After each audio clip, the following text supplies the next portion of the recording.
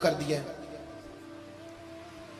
اور آپ یقین کریں سیاسی جماعتوں کا اتنا برا حال ہے کہ ان کے لیڈر کے بارے میں کوئی بات کرے تو پاگل ہو جاتے ہیں یہ احتجاج کر کر کے۔ اور اس نے ڈائریکٹ کہہ دیا کہ ختم نبوت کا مسئلہ ہی کوئی نہیں، جو دین کی بنیاد ہے، کسی کو پرواہ نہیں۔ مجھے تو ان لوگوں کی فکر ہو رہی ہے جن لوگوں نے انہیں ووٹ دیے ہیں، وہ اللہ کو کیا جواب دیں گے۔ اور یہ اللہ ماشاءاللہ ساری سیاسی جماعتیں اس طرح کی۔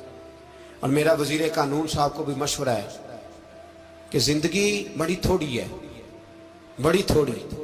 اللہ سب کو معاف کرتا ہے، اپنے رسول کے غداروں کو معاف نہیں کرتا۔ اور یہاں تمہاری گاڑیوں پہ جھنڈے لگے ہوئے ہیں، وہاں بھی تمہارے جھنڈے لگیں گے، پر اس لیے لگیں گے کہ یہ غدار ہے ناموس رسالت کے، یہ جھنڈے لگیں گے۔ شرم کرو اور ڈر جاؤ، بس کر دو۔ تمہارے منہ میں اب دانت پورے نہیں رہے۔ کوئی شوگر کا مریض ہے تو کوئی بلڈ پریشر کا، تو کوئی ہارٹ کا، تو کوئی کینسر کا۔ شرم کرو اور اپنی قبر کی بھی تھوڑی سی فکر کرو۔ بتاؤ پاکستان کے کتنے صدر گزرے، وزیر اعظم گزرے، تو ان کی قبریں کہاں ہیں؟ کوئی جاتا ہے ان کی قبروں پہ؟ کسی کو خبر ہے؟ کیوں اپنے لیے جہنم کٹھی کرتے؟ سارا کچھ دنیا داری رہ گئی ہے، سارا کچھ صرف یہی رہ گیا۔ حضرت ابو بکر سردار تھے، حضرت عمر سردار تھے قبیلے، حضرت عثمان سردار تھے۔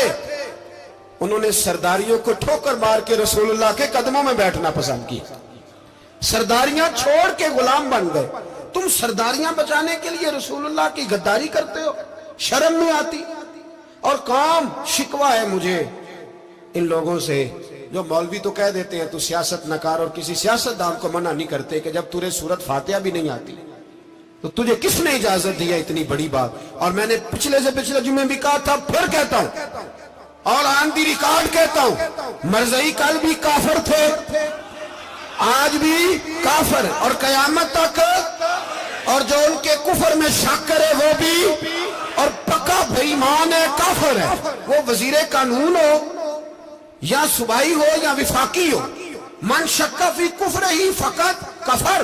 جو مرزائی کے کفر میں شک کرے وہ بھی کافر ہے۔ ہمارے رسول آخری رسول ہے، ہم کسی کو یہ اجازت نہیں دیں گے کہ وہ ختم نبوت میں رکھڑا ڈالنے کی کوشش کرے، ہم کسی کو یہ اجازت ہے۔ اور تم نے قوم کو لوٹا، لوٹتے رہو، اب ایمان پہ ڈاکے تو نہ ڈالو۔ تمہیں دولت لوٹ کے پیٹ نہیں بھرا، اب ایمان لوٹنا شروع کر لیا ہے۔ تمہارا فیکٹریاں لوٹ کر، قومی خزانہ لوٹ کر پیٹ نہیں بھرا، بھائی مانو اب دین بیچ کر اپنی حکومتیں پکی کرو گے۔ اور وہ لوگ بھی تیار ہو جائیں جو ان بھائی مانوں کو منتخب کرتے ہیں، ان سے بھی سوال کرے گا ختم نبوت کا موضوع قیامت کے دن کہ تم بتاؤ۔ ان کو سپورٹ کرتے تھے جو رسول اللہ صلی اللہ علیہ وسلم کے بعد بھی کسی نبی کو نبی ماننا درست جانتے تھے۔ شرم آنی چاہیے، خیال ہونا چاہیے۔ اور میں نے کہا کہ ہمارا دل نہیں چاہتا، آپ یقین کریں، ہمیں شوق ہے جلوس نکالنے کا، تمہارے خلاف باتیں کرنے کا۔ تم نے روز تھرمامیٹر نکالا ہوتا ہے، چیک کرتے ہو کہ ایمان کتنا ہے کتنا نہیں ہے۔ یہ پاکستان اگر صوبہ سندھ ہے تو حضرت عبداللہ شاہ غازی کا ہے، اگر بلوچستان ہے تو حضرت بابا عبد الرحمان کا ہے، اور اگر پشاور ہے تو وہ صوفیاء کا ہے، اور اگر یہ دھرتی پنجاب ہے تو یہ داتا علی اجویری کی ہے، یہ بابا فرید الدین کی ہے۔ اس میں کسی غدار کو قبضہ کرنے کی اجازت بالکل نہیں ملے گی۔ اور ہم وہ لوگ بھی نہیں جو چپ کر کے اندر سوتے رہیں، قوم جو کرتی ہے کرتی رہے، ہمیں پرواہ نہیں، نہ ایسی کوئی بات نہیں۔ کوئی بندہ نہ سمجھے کہ انہیں ہوش نہیں، انہیں پتہ نہیں، ہمیں سارا کچھ ہی آتا ہے۔ پھر اگر کل کو کوئی ممتاز قادری پیدا ہو گیا تو شکوہ نہ کرنا، کل کو کوئی پھر سے عامر چیمہ نکل آیا تو شکایت نہ کرنا، یاد رکھنا۔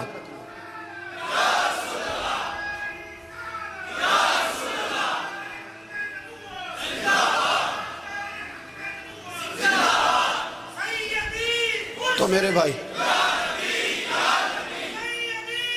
کھول کے بولو، یا نبی رسول کے صلی اللہ۔ تو یہ مشورہ ہے،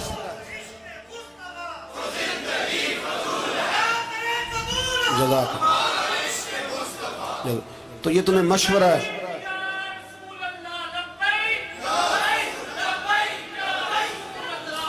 میری بات سنیں، یاد رکھیں، یہ لوگ بعد میں پچھتاتے ہیں، پھر مناظرے کراتے پھرتے ہیں اس نے صحیح کیا کہ غلط کیا، پھر انہیں ہوش آتی ہے بعد میں، پھر ان کے ہواری نکل نکل کے میدانوں میں دلیلیں دیتے ہیں۔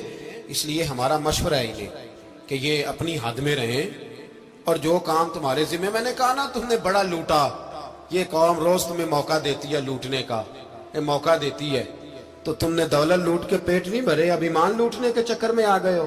یاد رکھو مسلمان گناہگار ہیں، غدار نہیں ہیں۔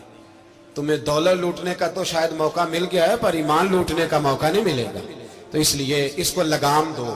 اور ویسے بھی کتا جو پالتو ہوتا ہے نا، اس کو گھر کے اندر سنگلی سے باندھ کے رکھنا چاہیے۔ یہ تمہارے بوٹ چاٹتے ہیں، بھونکتے ہیں، تمہارے حق میں وزارتیں لیتے ہیں، ہم نے تو کوئی وزارت نہیں لی تم سے، اور نہ ہمیں شوق ہے، اس لیے کہ ممبری کیا کرنی ہے جس کو ممبر رسول عطا کر دیا جائے، اس نے کیا کرنی ہے یہ ممبریاں جس کو پکا پکا ممبر رسول دے دیا جائے، تو اس لیے اس سے باہر آؤ۔ میں نے کہا بڑے بڑے نمرود، فرعون، قارون دفن ہے، تمہارا بھی نام تک نہیں ہوگا، بالکل نام نہیں ہوگا۔ اس لیے ہمارا مشورہ، اور آپ لوگ بھی آئیں نا یہ اگلے سال، تو ان کو کھڑا کر کے پوچھ لینا اسلامی جمہوریہ پاکستان کا تم نے MP بننا ہے، پہلا کلمہ ہی صحیح سنا دو، چلو خدا کا واسطہ یہی بتا دو کہ تمہیں نماز بھی ڈھب سے آتی ہے کہ نہیں، اور آپ کی موج ہے، آپ بٹھا لیتے ہیں سر پہ، کیا کرے، سمجھانے والے مفت گناہگار ہو گئے اور بہکانے والے سب تمہارے یار ہو گئے۔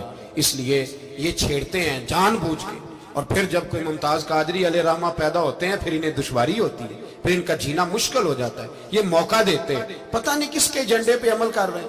میرا سوال یہ ہے، میں نے پچھلے جمعے پھر میرا سوال ہے کہ میں پوچھتا ہوں اس آدمی کو ضرورت کیا ہے ختم نبوت پر بات کرنے، جب امت مسلمہ کے متفق کا فیصلہ ہے کہ مرزائی کافر، اسمبلی نے بل پاس کر دیا کہ مرزائی، ان کو اقلیت قرار دے دیا، اور جب سے وہ اقلیت بنے نہ ہم نے ان کی عبادت گاہ جلائی، نہ ہم نے ان کو قبروں سے نکالا، نہ ہم نے، بس ٹھیک ہے جیسے عیسائی رہتے ہیں، یہودی سے کس ملک میں رہتے ہیں وہ بھی رہے، اقلیت بن کے رہے، کوئی پر تم انہیں کھینچ کے کیوں قریب کرتے ہو؟ تمہارا کیا جرانہ ہے ان کے ساتھ؟ بتاؤ تو صحیح۔